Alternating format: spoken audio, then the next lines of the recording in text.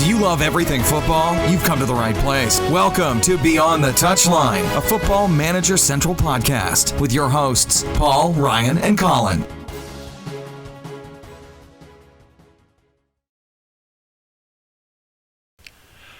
Good evening, everybody. Welcome to Beyond the Touchline. We have a special this week. It is myself, Colin, and welcome, Ryan. Good evening. So it is just the two of us bringing you all of the weekend's international friendly action as well as the latest on the goings-on in England. So I think we will start with the ultimate news of the day.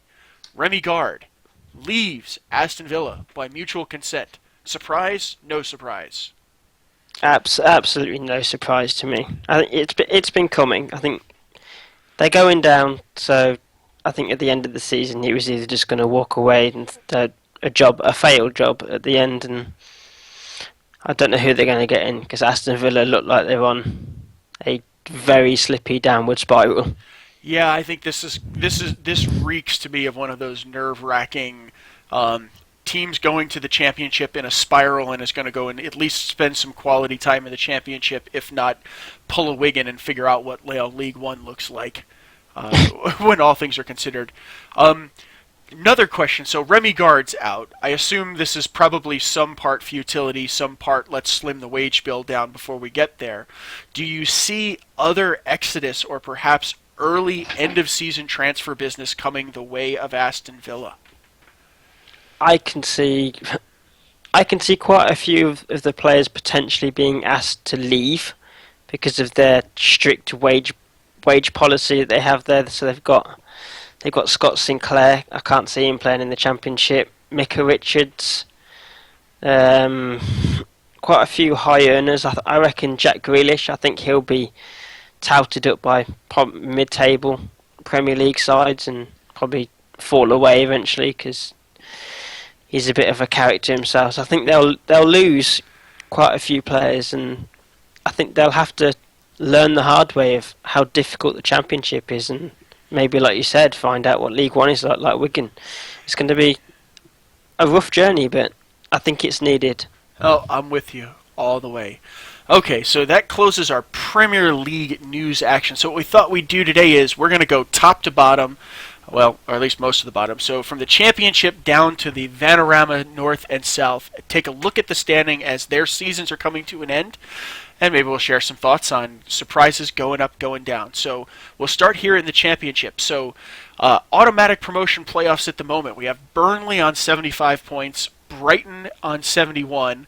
Then the playoff spots, we've got Middlesbrough on 70, Hull City on 66, Derby County 64, and Sheffield Wednesday on 62 points. Anybody stand out to you? Shocks, surprises, anything? Anybody you'd like to see come up out of that lot?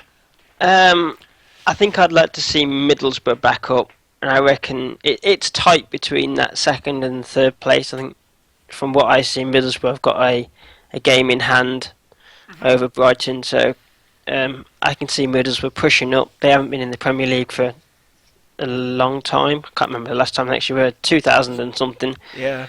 But the playoffs, which is always for the Championship, the game of potentially the year because it's the big money earner for whichever team goes up. If Brighton go in it and you look at it now, if it stays as it is, Derby potentially to come up. So I think I'd like to see them put a good season in rather than the season of dread that they had a few years ago where they finished on silly points, like something like 16 points. It wasn't a very good season. I'd like to see them go up and put a good shift in, do something worthwhile. Yeah, Burnley. I think Burnley. I don't know. It'll be interesting to see them come up. Maybe they can do something different. I agree. It'll be neat to see Middlesbrough come back up. My pull, I'd love to see Sheffield Wednesday go back to the top. So both a little bit of a pine from the John Harkes days as a U.S. international playing with Sheffield Wednesday. Yes. And that is my grandfather. He grew up in Sheffield, so.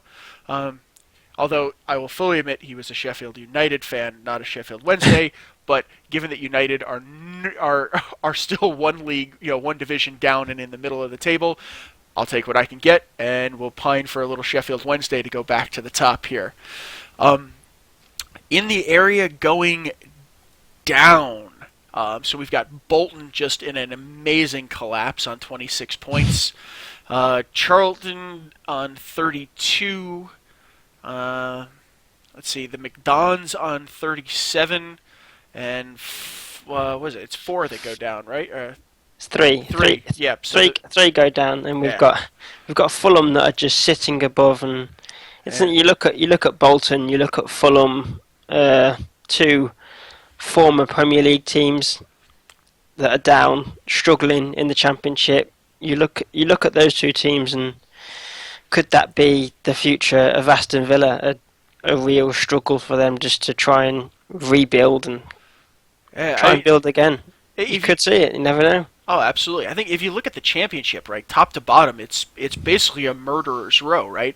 So you have Burnley, former, definitely Premier League, Middlesbrough, Hull City, Derby, Sheffield Wednesday, Cardiff, Reading, Ipswich, Birmingham, QPR, Wolves, Leeds, Blackburn, Nottingham Forest, Reading, Bristol City, Fulham, and Bolton. I mean, and that's just murderer's row.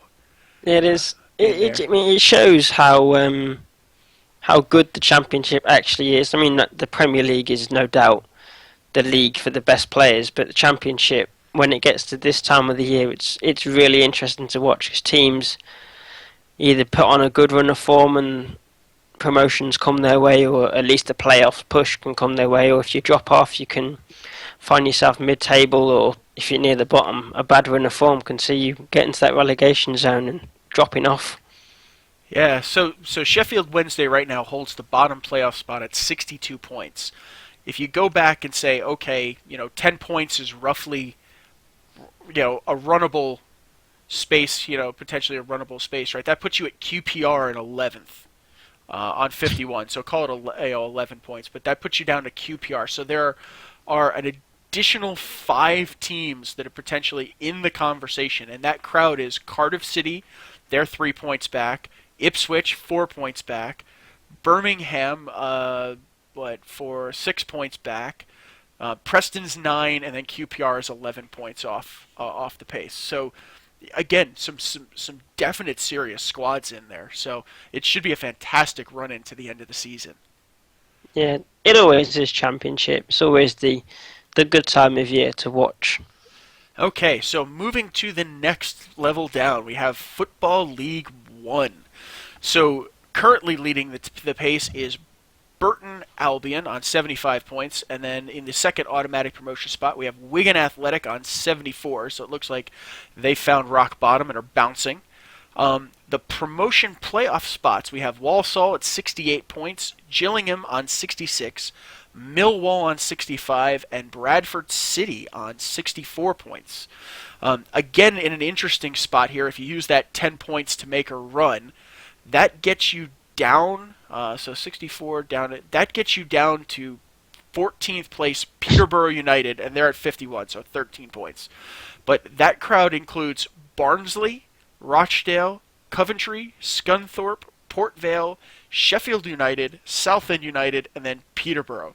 So half the table still in a conversation for going up. And then the wrong end of the table, we have Crewe Alexandra on 30, Colchester on 34 points, Doncaster on 37, and then Fleetwood and Oldham just outside the drop zone on 41 points, and then Blackpool on 42 points in 19th, hanging on for dear life in League One. Yeah, Blackpool, it's been a real struggle for Blackpool. They've had a struggle of a season. I thought they were going to bounce back down again. But, I mean, word out to Crewe that they're actually a team I quite admire for their youth policy. They never like to splash out big for the players. They rely on their youth. And it's been an unfortunate season for them, and looks like I think they'll go back down. They'll come back up because they never seem to sit and squalor in League Two. They seem to eventually come back up and put a shift in. Yeah, hopefully they can. That's Hopefully true. they get it balanced. I agree. I think they make for a fantastic story in how deep that youth policy is. Nice to see Wigan Athletic kind of hitting rock bottom and in a good place to kind of bounce their way back up to the championship. Maybe this is a sign of hopefully some things to come that they can get themselves back into the championship and put together a push and a story for getting themselves into the Premier League quality. Disappointing to see Sheffield United stuck mid-table as well. So, little rough on that sense. But otherwise, still a lot of teams alive. Mm-hmm. So dipping down one more, we are now in Football League 2. Northampton have the pedal to the metal, game in hand on second place Oxford with 86 points. Oxford second with 73. The promotion playoff spots, we have Plymouth Argyle on 71 points. Three teams go up from League Two. Oh, I'm sorry, yes. So Plymouth are in the promotion spots, and you've got Accrington on 70 points, Bristol on 68, Portsmouth, which are another team that have dropped down and hopefully can try and rebuild. Maybe they can win the playoffs this year, who knows. And then you got Wickham in 7th on 61, but you've still got, if you take it down to that 10-point push, you're going down to 15th, which you've got Leyton Orient in there, Carlisle, Wimbledon, Exeter, Cambridge, Mansfield, Luton, and then Barnet. So still a lot of teams in the mix if they can put a big push on. And for Football Manager fans everywhere, some serious squads hanging around down there. Cambridge United, Wimbledon, Mansfield, Luton. Thorn in my side that Luton Town is. And then the wrong end of the table on this one. So we've got York and Dagenham Redbridge go down. Yep. So Dagenham Redbridge on 25 points, York City on 28, and then Stevenage on 35 and 22nd. Look like they've pulled some level of a gap, and they do have a game in hand at least on York City. So you'd have to say that for Stevenage, Yeovil, and Morecambe, that puts them into a more comfortable space on there. So some interesting stuff. It'll be interesting to see Plymouth Argyle kind of crawling their way back up. I think in a lot of Football Manager saves as time goes on, that's a team that definitely finds its way back to the championship. So it'll be interesting to see them. Yeah. Okay, dropping down one more. We go to the Vanarama National League. Who could come up to the Football League? So right now, automatic promotion spot is Cheltenham Town on 86 points. And then we've got playoffs.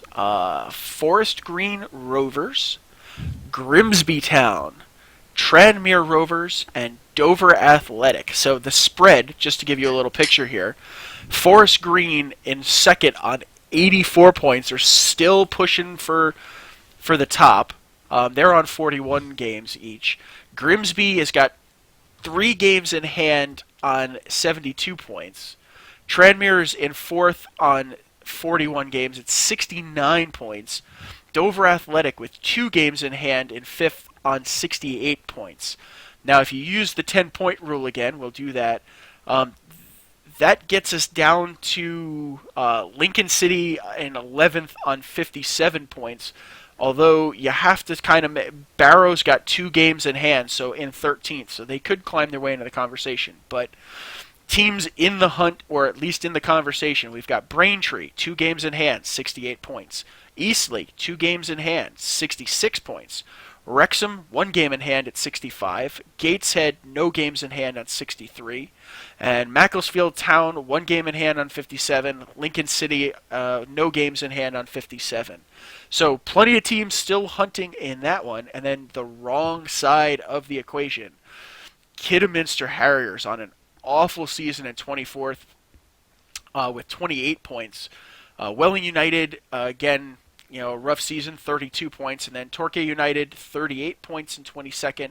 And Altrincham, 39 points in 21st. And then FC Halifax, Borehamwood, and Guiseley are still in the drop conversation. Anybody standing out to you as interesting to go see in league football yet? Tranmere, they're always a team that like to sniff around. It could be interesting to watch them in the playoffs. Dropping down to the relegation zone, you've got Torquay United, who I can't remember her name from Soccer AM. Always moaning that her team are always losing. I think they're on a bad run again. So it'd be unfortunate if they have to drop down again, because we'll still see her moaning to carry on. Maybe she can go and take them over. Show her football knowledge from Soccer AM. Take everyone. Take Tubes. I don't know if you watch Soccer AM on there. The amazing Tubes. Take him. I don't know, but I'll have to look him up. You should look. You watch Soccer AM. Amazing show. Oh, I will have to check it out. Okay, so we are going one more level down. So we are now at the Vanarama National League North, or the National North. So Solihull Moors in first on 78 points. Screaming, have a gap over second place and the North Featherby United on 66 points. AFC Fylde on 66 points as well. They both have 2 games in hand on Solihull. And then Harrogate Town, again, with 2 games in hand on 61 points. And Boston United on 58 points, no games in hand. And if you use our magic 10-point rule, this gets you down to 11th place, Alfreton Town on 48 points. 10th place, Curzon Aston on 50. 9th, Stockport County on 51. 8th, Chorley on 53 points. 7th, Tamworth on 56. And in 6th place, a Vanarama national team, perennial team, Nuneaton Town. In there. So just for fans of FM Central, FC United of Manchester stuck in 12th place on 46 points, not far out of the conversation. And the wrong end of the table, we've got a little bit of a gap. So 22nd place is Corby Town FC on 31 points. 21st place is Hednesford Town on 31 points. And 20 is perennial FM save favorite Lowescraft Town on 36 points. And then just above, we have Brackley Town on 38 and Worcester City on 40 points in there. So pretty tight, a little decently tight at the bottom. Interesting stuff at the top. Anybody standing out to you for interest to getting to the National League and getting ready to tug on Superman's cape and make it to league football? I would love to see Solihull always going up. They're not that far from actually where I'm from, in Coventry, but they're always a team that seem to bounce around. A team I always look out for, as I did my degree in the city, was Worcester. I always look out for them, but they're on a bad run of form lately. I don't think they've won a game in a very long time. I actually know their chairman, and they tend to struggle. I actually did a bit of coaching with their U team when I was at my when I was doing my undergraduate study at their university. But cool. always a team to look out for. A team that are struggling financially, but hopefully they can try and pick up. So here's interesting news. Also, Nuneaton Town FC has been docked 3 points this season for the use of an ineligible player, and they're on 56 points with 2 games in hand just outside the playoffs. So maybe that could become a serious deciding factor in their run to the National League. Okay, because they'd be 1 point ahead. They'd be on 59. It's unfortunate. Yep. Okay, so our last quick look around the end of the season going on here. We are in the Vanarama National League South. We have in the automatic promotion spot Ebbsfleet United on 75 points. Our 4 promotion playoff contenders, we have Maidstone United on 70 points. Sutton United on 69 points. The White Tigers of Truro City in 4th on 54 points. With 5 games in hand on Ebbsfleet United. And then number 5, Maidenhead United, 2 games in hand on 54 points. Using our 10-point rule, that gets you down all the way to 15th. That has Oxford City, Gosport Borough, Dartford, Hemel Hempstead, Concord Rangers, Eastbourne Borough, Whitehawk, Wealdstone, Bishop Stortford, and Margate all in the conversation. And 19th place Hayes and Yedding United are on 41 points. So only 13 back of the promotion playoff slots there. Looking like they're heading down. We've got Basingstoke Town on 30 points, Weston-super-Mare on 37, and St. Albans City on 38 points. So some interesting stuff there. My favorite, I would love to see Truro City go back-to-back promotions and make it to the Vanarama National League and start their campaign to the top. Yeah, I think that it has to be. Maybe you can go and take over or give them some motivation with your YouTube series. Look at what you can achieve. I will do everything I can to support the Truro City White Tigers on their quest to the top. Okay, so that wraps up segment 1 here, looking at England and what's going on and the news of English football and going up and going down. Let's jump into the second spot here. We have international friendlies. So High Point international friendlies. Friday was the start of the big international breaks. We had Friday, Saturday, Sunday, Monday, and today. Before we go look at the World Cup qualifiers and African Cup of Nation qualifiers going on. So, big games that stood out to you from the international break so far. For me, it's got to be the Germany and England game. I think I was very sceptical, and I even said to Mum, I said Germany will put out a potential weak-ish side, and they'll still come out with a win because England aren't good enough. But it turned out to be an interesting game. 2-0 up. An unfortunate game for Jack Butland, who is I think he's either broke his ankle or he's done something to his ankle, and we're not sure how long he's out for yet. But second half and the change of tactics, the substitutions that Hodgson made, England came out on top. Dele Alli with a fantastic game, real good link-up. Unfortunate not to score, showing that if you play the youngsters, they're good enough. These players are good enough. You've got Barkley in there, you've got Dele Alli in there, John Stones, Jack Butland, who is no doubt good enough. At fault for the goal, yes, but he was injured. Why not give these people a chance? Take them to the Euros. Absolutely. I thought the Nathaniel Klein, Jamie Vardy hookup for the tying goal was absolutely fantastic. On that one, that back heel, that just nice cross and back heel, that was. I think Neuer's still wondering what the hell happened on that goal. Yeah, definitely.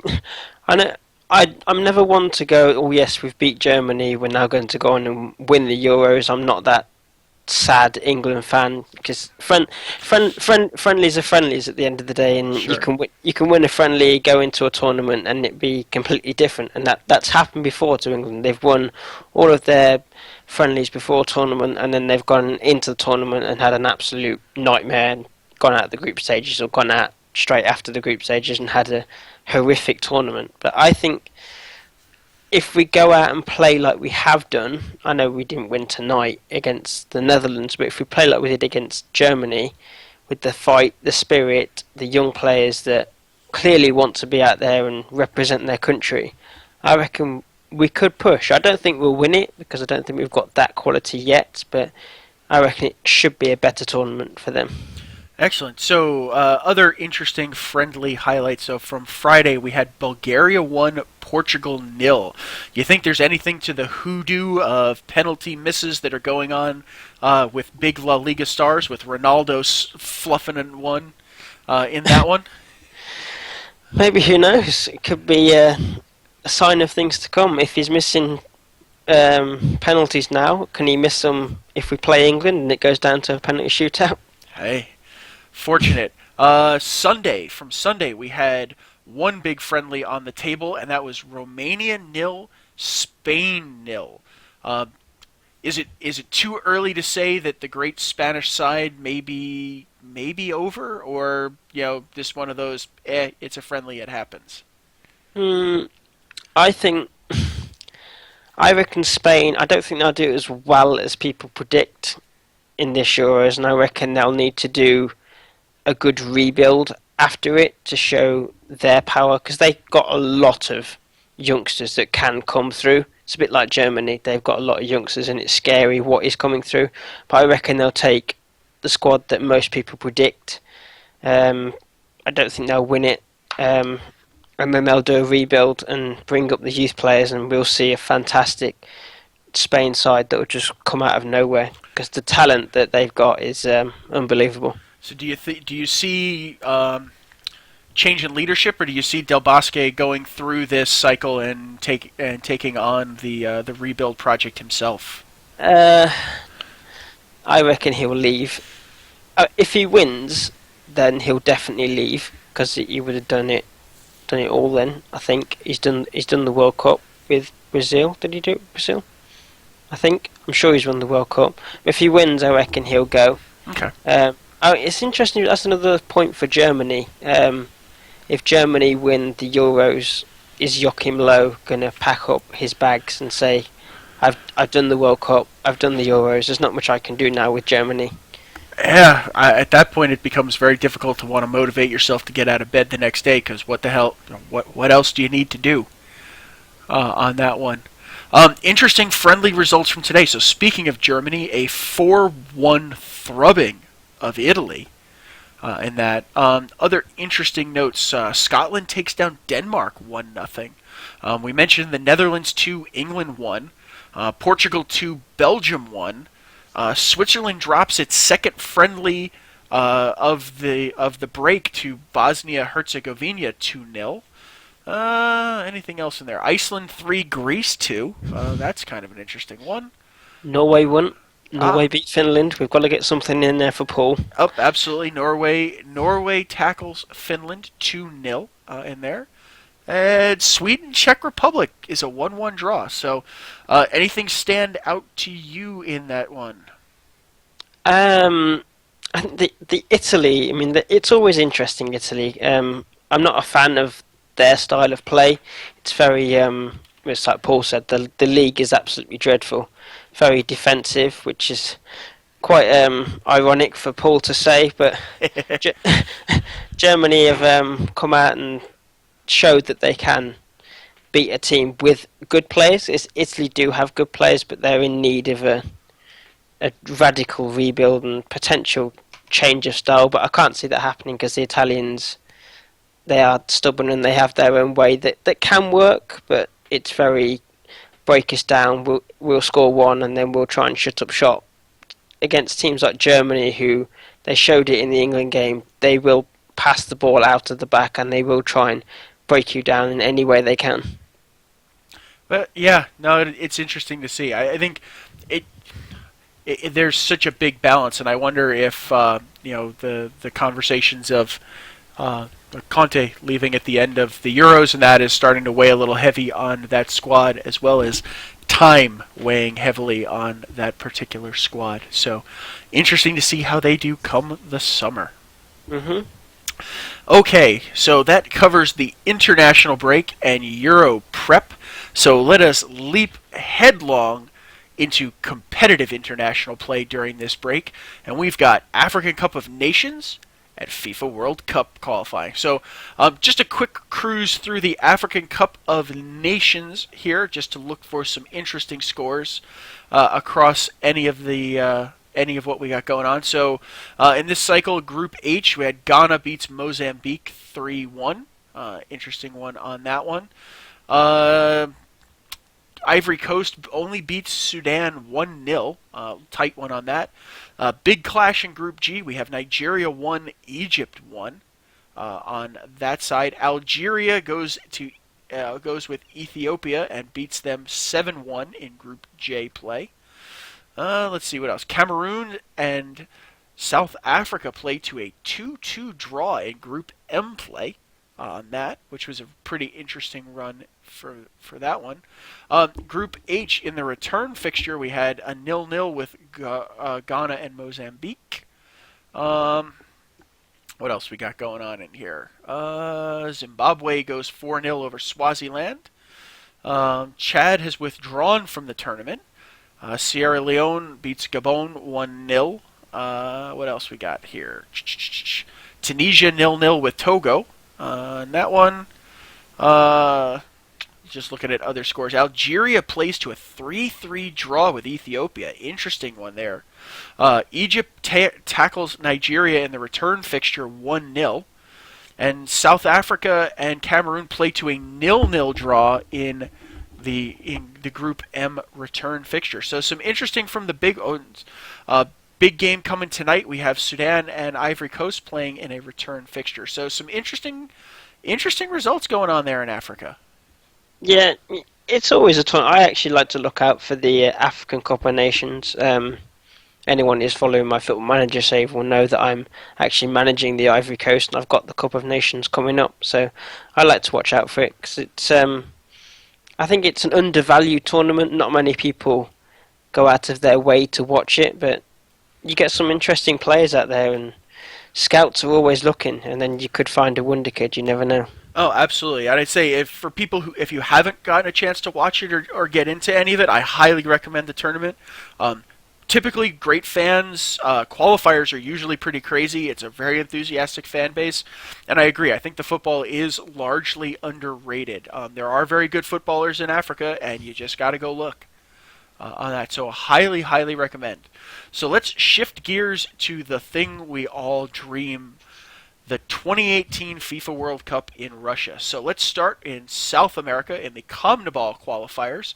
So in the tournament right now for them, Ecuador, surprisingly enough, with 4 wins, 1 draw, and no losses on 13 points, leading the way. Behind them, Uruguay on 10 points, Brazil on 8 points, Paraguay on 8 points, Argentina on 8 points. Then we get into Chile on 7, Colombia on 7, and then Peru on 4, Bolivia on 3, and Venezuela bringing up the rear with 1 point. I'd have to say for me, Ecuador, by far the big surprise coming out really strong really early in this one. Admittedly, the big boys have been clashing quite a bit early in the matches, but I think a really strong showing. I think they're putting themselves on a very, very good foundation to kind of make a run in this. So it'll be interesting to see what they do as the tournament gets a little deeper. And then Argentina and Chile and Colombia all needing to kind of step their game up to make a run of this. Definitely. It's interesting to one. That side of the world, the football's interesting to watch. Very passionate style of football. Argentina, the Costa Ricas, all those style of teams. They're good teams to watch. And you could see some surprises of who could qualify for the World Cup. Oh, absolutely. So just a quick recap of matches in this cycle. We had Brazil and Uruguay played to a 2-2 draw. Peru and Venezuela played to a 2-2 draw. Argentina took Chile down 2-1. Right now going on, we have Colombia 1, Ecuador 0 at the half. So the first real test of Ecuador. And then tonight's matches are Uruguay and Peru and Venezuela, Chile. I would expect Uruguay and Chile to win. It'll be interesting to see if Colombia can hand Ecuador their first loss of the qualifying campaign.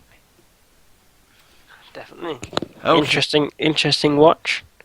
Absolutely. So I will shift gears over to Asia quickly just to take a look at what their groups are going on. So round 2 is going on right now for them. Saudi Arabia and the UAE leading their group with 8 matches played. Australia and Jordan topping their group, again 8 matches played. Qatar and China topping their group in Group C after 8. Iran and Oman topping Group D. Japan and Syria. Oh, nice to see Syria pulling something out, something positive for that nation in Group E. Thailand and Iraq after 6 games in Group F, topping their group. Korea, the Korean Republic, and Lebanon topping their group in Group G. Tight one there. Group H, Uzbekistan and the Korean Democratic People's Republic topping that group in H in there. So matches going on at the moment. So we had Bhutan and Sri Lanka. Bhutan played a 2-1 win there. Chinese Taipei 2-0 over Brunei, and Cambodia and Macau played to a 1-1 draw in this particular cycle. So not a whole... what else we got going on? Got a few more matches in there. So Cambodia, Macau, Bhutan, Taipei. India beats Nepal 2-0. Mongolia loses to Timor-Leste, I guess. We'll give Paul, shout out to Paul, an awful pronunciation on that one. 4-1. Yemen beats Pakistan 3-1. Timor beats Mongolia 1-0. India and Nepal draw 0-0. Bhutan beats 2-1 Sri Lanka. Cambodia, Macau 1-1. Chinese Taipei 2-0 over Brunei, and then Yemen and Pakistan play to a 0-0 draw in there. So, oh, I'm sorry, that was 2015. I apologize. I read the whole entire wrong sequence there. I saw March. Why not read it out? Give the information out there. You never know. People might not be watching this style of football. Yeah, absolutely. So this qualifying cycle, we've got. So I'm now officially in March of 2016. So Australia beats Tajikistan 7-0. Japan beats Afghanistan 5-0. South Korea beats Lebanon 1-0. China beats Maldives 4-0. Vietnam beats Chinese Taipei 4-1. Jordan wins over Bangladesh 8-0. So if you like goals, this is clearly the region to go and watch. Uzbekistan 1-0 over the Philippines. Iraq and Thailand play to a 2-2 draw. Iran beats India 4-0. Oman beats Guam 1-0. UAE beats Palestine 2-0. Bahrain 3-0 over Yemen. Qatar 2-0 over Hong Kong. Syria 6-0 over Cambodia.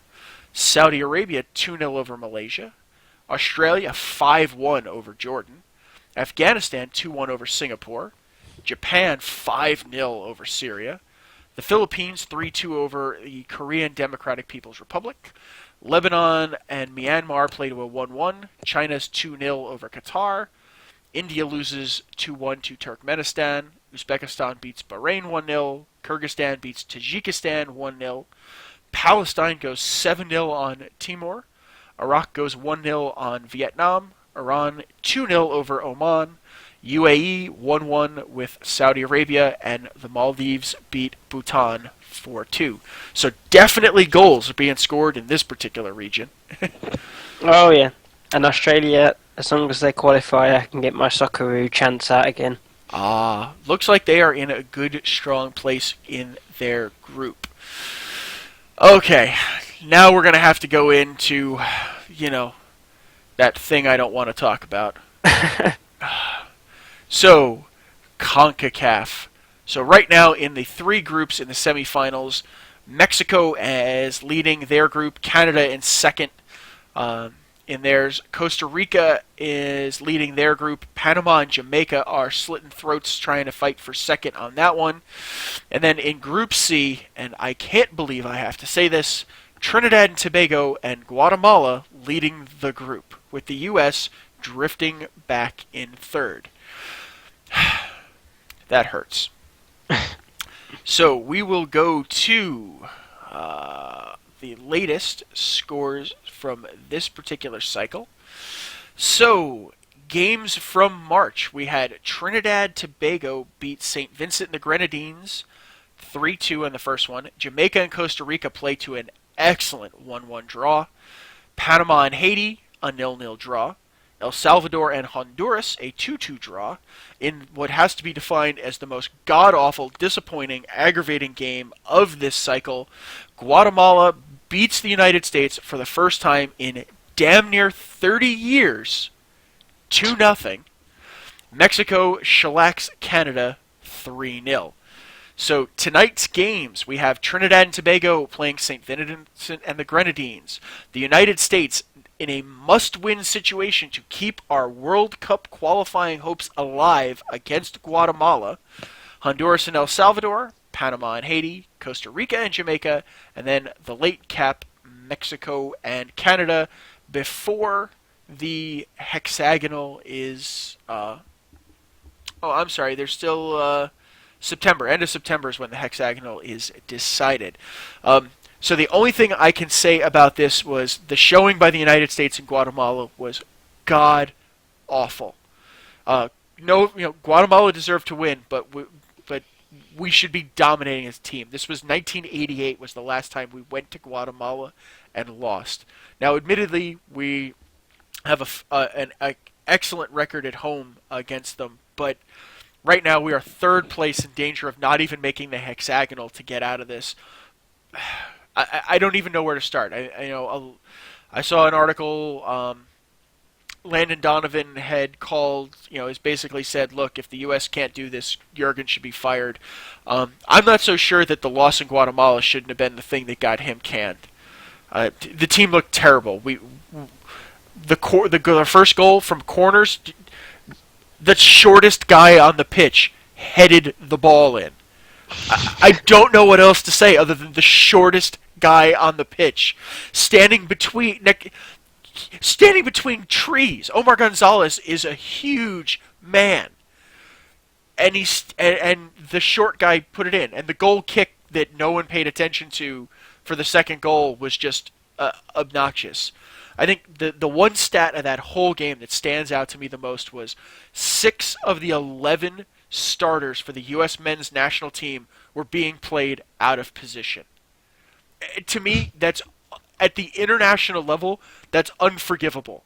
You have the entire playing population of your nation to choose from. You shouldn't have guys where you go, yeah, I don't got anybody that can play that position. Why don't you slide over and give that a go? Like, that to me is that level. You can't have that happen at that level. I can understand in the Conference South where you go, well, shit, I have no more center backs left. Anybody want to give it a go? That makes sense to me. You're a friggin' international squad. You're the U.S. You can put 23 guys on the bench. There has to be people that can play center back and right back and left back and right wing and left wing. It's not that hard. There are 300 million of us. Someone's got to be competent and play that position. There has to be. Take a poll. Somewhere in this country has to be an international caliber center back who can play. I feel a little better. That was a nice rant. I spent the whole game pissed at my television set. It was just because the hard part isn't coming, right? The hexagonal is the hard part, where you're gonna go. You have to go play at the Estadio Azteca in Mexico City with 110,000 fans freaking out at you at altitude. You have to go to Costa Rica and play. Jamaica puts a run together, you're going to Kingston and playing. Trinidad and Tobago is no walkover. The hex is hard. The semifinal playoff here is not hard. Our group is Trinidad and Tobago, Guatemala, the U.S., and St. Vincent and the Grenadines. St. Vincent and the Grenadines has got a -10 goal differential, okay? They're not, I feel bad they're not making the radar. Guatemala should be getting walked over as well. They're just not at the same level. Trinidad and Tobago, props to them for leading the group. Those guys are on point in there, and they're going in. I expect them to win it again, so they should be sitting on 10 points here, and we need nothing less than an absolute dominating victory on home soil. So annoying. I think you should pick up if this poll gets sent out. Maybe we should set up a poll ourselves. Who is American? Who can play centre back? Will you join the American national team? Well, the really disappointing part, right? So Darlington Nagbe came in the mid. Okay, fine, he's a little injured at the moment, but we got him. He has his citizenship. Fantastic playmaker in midfield. They said they weren't sure. He was on the bench to play. He was a little banged up. Definitely would have been a dynamic playmaker to bring in. And the other one who should be getting his citizenship, or I think he got it, Kakuna Mane from Vancouver, didn't even get a call-up. Dynamic, great forward with amazing pace who plays in Vancouver. Nothing. We've got DeAndre Yedlin playing right wing, who's totally out of position. He plays fullback for in the Premier League. Let the guy play fullback. I'm sure we got a right wing somewhere in there. Again, we'll take a poll. I'm sure in the 300 million of us, there's a friggin' right winger out there that we can put up. So annoying. Yeah, to be for sure. I hope we actually do qualify, because we've got to have everyone in there. Norway for Paul, England, Australia hopefully for me as well, and then America for you. We can all be celebrating together and then see what happens. Fingers crossed. So with that, that brings us to the end of this week's Beyond the Touchline. So thank you again, sir, for sharing all of your insights and thoughts. Absolutely no problem. It's been fun. Your rant was amazing. Thank you. We'll see what happens tonight, and we will see everybody next week, and hopefully we are back with Paul. So see everybody later. Bye now. Thanks for listening to this episode of Beyond the Touchline, a Football Manager Central podcast with your hosts, Paul, Ryan, and Colin. We'll catch you next time.